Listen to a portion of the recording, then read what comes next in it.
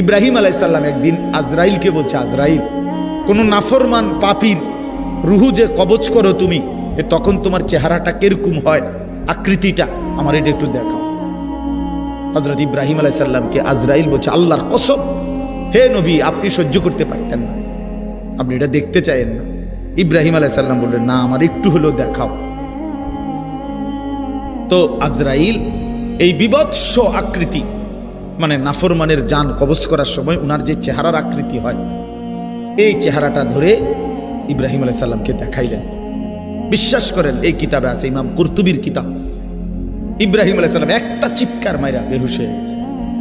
হুঁশ আসার পরে ইব্রাহিম আলাইহিস সালাম বললেন, আল্লাহর কসম, আয় আল্লাহ, মালিক আপনার কসম, কবরের আযাব, জাহান্নামের আযাব কোন নাফরমানের জন্য কিছুই লাগবে না, শুধু আজরাইলের এই ভয়ানক দৃশ্য জান কবজের সময় একবার দেখলেই তার সারা জিন্দেগীর নাফরমানির শাস্তির জন্য এটাই যথেষ্ট।